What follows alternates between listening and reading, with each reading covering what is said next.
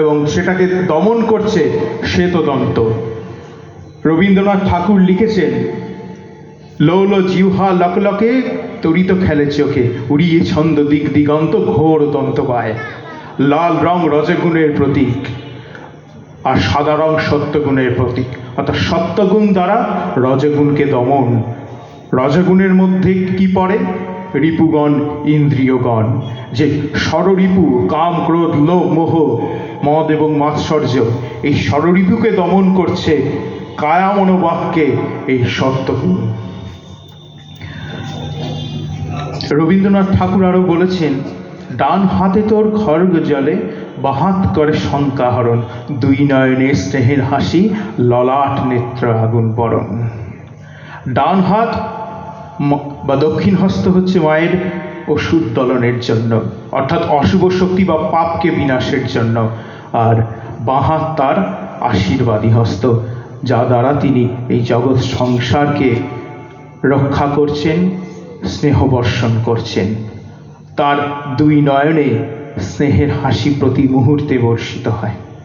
আর তার যে ললাট নেত্র আগুন বরণ, অর্থাৎ এই আজ্ঞাচক্র, এই আজ্ঞাচক্র থেকে শুরু করে একদম উঁচুতে সহস্রার চক্র, এই সহস্রার চক্র আমাদের সপ্তচক্রের মধ্যে প্রধান এবং সবচেয়ে গুরুত্বপূর্ণ চক্র। এই সহস্রার চক্র যদি ক্রিয়াশীল হয়, তাহলে তৃতীয় নয়ন তার ক্রিয়াশীল হতে থাকে।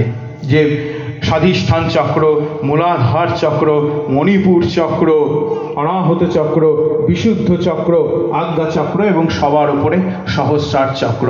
আমাদের দেহে এই সপ্তচক্র প্রতি মুহূর্তে ক্রিয়াশীল, প্রতি মুহূর্তে একে অপরের ওপরে এতটাই পরিপূরক যে আমরা সম্পূর্ণভাবে নিজের দেহর সঙ্গে নিজের মন এবং আত্মাকে সংযত করারও যেমন চেষ্টা করে এবং তাকে আবার দ্রুতগামী করে তোলে। ইনি হলেন মহাকালী। দ্বিতীয় মহাবিদ্যা মা তারা। ওং প্রত্যলীর পদঙ্ঘোড়াং মুন্ডমালা বিভূষিতাং খড়বাং লম্বোদৌড়িং ভীমাং ব্যাঘ্রচান্মাবৃতাঙ্কটৌ নবযৌবন সম্পন্নং পঞ্চমূত্র বিভূষিতাং চতুর্ভীজাং লোলজিহ্বা মহাভীমাং বরপ্রদাং। তারা মা, যিনি ইচ্ছাময়ী তারা, জগৎ সংসারকে তিনি নিজের গর্ভে ধারণ করছেন, তাই তিনি লম্বোদরী।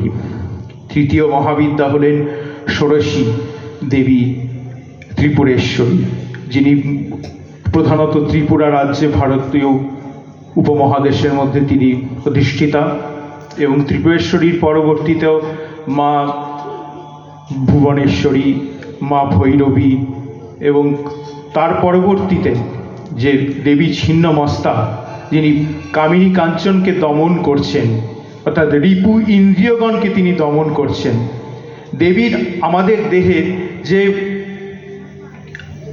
মুখমণ্ডলের সঙ্গে দেহের যে ভারসাম্য রক্ষা করছে এই অংশটি, অর্থাৎ এই দুদিকে যদি কেউ স্পর্শ করে দেখেন তাহলে বুঝতে পারবেন, এখানে একটা হৃদস্পন্দনের মতো লাফডাপ করছে এই দুদিকে, যাকে বলে ক্যারোটিড আর্টারি বা ক্যারোটিড ধমনী। এই দুই স্থান হলো, একদিক ইরা এবং অপর দিক হলো পিঙ্গলা, এবং মধ্যস্থানে রয়েছে সুষুম্না, অর্থাৎ ইরা পিঙ্গলা তং সুষুম্নাশ্চ নারী। দেবীর এই দুদিকে, একদিকে যেমন রয়েছেন জয়া এবং বিজয়ার স্থান, এই দুদিক স্থান, এবং মাঝে রয়েছেন সুষুম্না, মায়ের স্বয়ং স্থান। আবার ধূমাবতীতে তার মূর্তিতত্ত্ব বলছে, দেবী ধূমাবতীর হাতে থাকে কুলো, এবং এই কুলোর বাতাস দিয়ে তিনি জগৎ সংসারের সমস্ত রকম পাপ, সমস্ত রকম অধর্ম এবং সমস্ত রকম নেগেটিভিটি যাকে বলে, তাকে তিনি দূরীভূত করছেন। এবং তারপরে রয়েছেন মা বগলা বা বগলামুখী। মা বগলার হাতে থাকে মুদগর, অর্থাৎ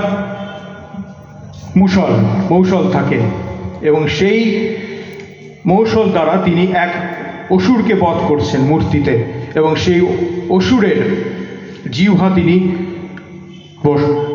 সেই অসুরের জিহ্বাকে তিনি আটক করছেন নিজের হস্ত দ্বারা। অর্থাৎ বাক সংযমের কথা বলছে। এবং এই বাক সংযমের ফলে আমাদের যে মুদ্গর অর্থাৎ মোহ মুদ্গর, আমরা মোহ এবং মায়া থেকে মুক্ত হই। এই সংসারে এই মোহ এবং মায়া থেকে, এই জগৎ সংসারে সেই লোভ থেকে, সেই হিংসাত্মক মানসিকতা থেকে যে মুক্ত হতে পারে, সেই প্রকৃত মোক্ষ লাভ করতে পারে এবং সেই মাতৃচরণ লাভ করতে পারে। পরবর্তীতে মা মাতঙ্গী এবং মা কমলা হলেন বিদ্যার দেবী এবং অর্থের দেবী। রবীন্দ্রনাথ বলছেন, চিরকল্যাণময়ী তুমি ধন্য, দেশ বিদেশে বিতরিছ অন্ন। সত্যি তো তাই। ভারতীয় উপমহাদেশ হলো নদীমাতৃক দেশ। এখানে শিল্প, বাণিজ্য, ব্যবসা থেকে শুরু করে সর্বোপরি কৃষিকাজে গোটা পৃথিবীর এক কেন্দ্রবিন্দু। যুগ যুগ ধরে প্রাগৈতিহাসিক থেকে শুরু করে বর্তমান যুগ পর্যন্ত। যেহেতু এই দেশ ক্রান্তীয় মৌসুমী অঞ্চলের দেশ, বিভিন্ন স্থান থেকে এবং হিমালয়ের দক্ষিণে অবস্থান করছে, ভারতবর্ষ বৃষ্টিপাতযুক্ত একটি অঞ্চলে পরিণত হয়েছে।